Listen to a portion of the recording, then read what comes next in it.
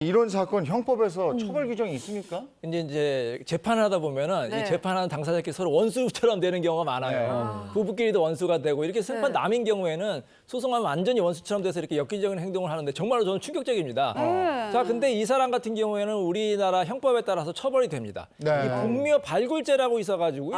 아무리 무형보자의 무효라고 하더라도 법적인 절차 없이 이렇게 마음대로 개장할 경우에는 처벌을 네. 합니다. 5년 이하의 징역형에 처해질 수가 있고요. 더군다나 더 충격적인 것은 이 유고를 훼손했잖아요. 그렇죠. 그러면 이 사체 유기죄나 훼손죄가 될 수가 있거든요. 이거는 10년 이하의 징역형에 처해질 수 있는 굉장히 큰 중범죄라고 볼 수가 있습니다. 네.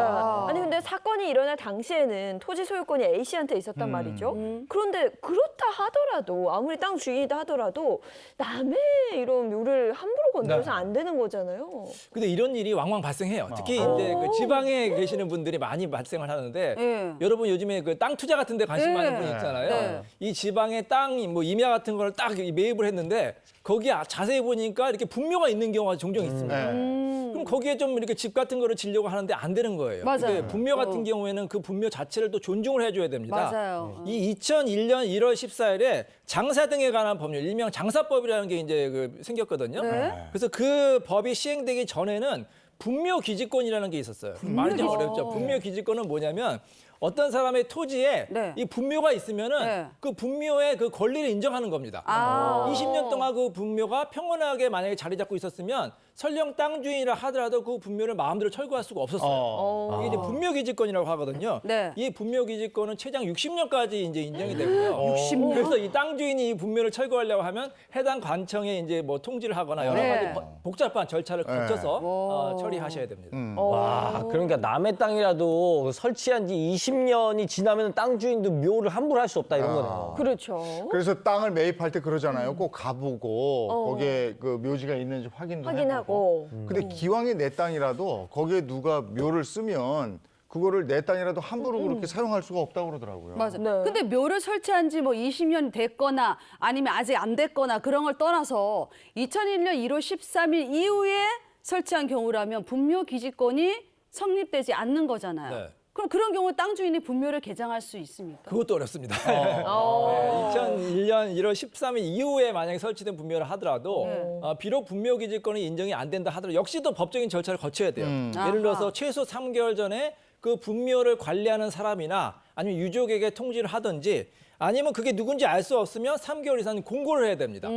자, 그 후에도 공고 후에도 만약에 관리자가 나타나지 않으면 이 화장한 유고를 10년 동안이나 보관을 해야 되고요. 그 사실을 관한 관청에 신고하셔야 됩니다. 보니까 이제 타인의 묘지를 옮긴다는 게 정말 쉽지 않은 일이고 설령 개장을 한다 하더라도 뭐 하루 이틀 만에 이루어질 일이 아니다 이렇게 들려지네요. 근데 이 사건은 그렇게 해버렸고 네. 이거는 관청의 허가도 받지 않고 절차를 거치지 않고 한 것 그치, 같은데요. 묘를 철거한 거지.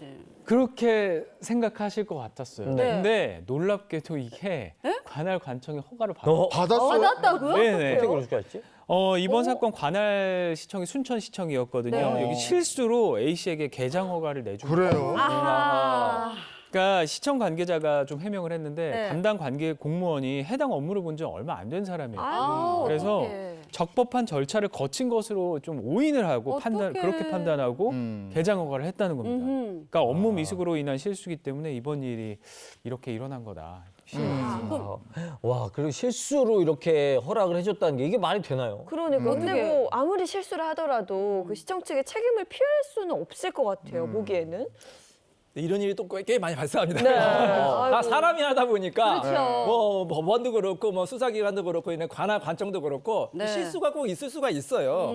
자, 근데 이럴 수가 있습니다. 만약에 다른 사람의 묘가 아니라 본인 뭐 조상의 본인 부모님의 묘다. 이 경우에도 마음대로 개장을 할 수가 없습니다.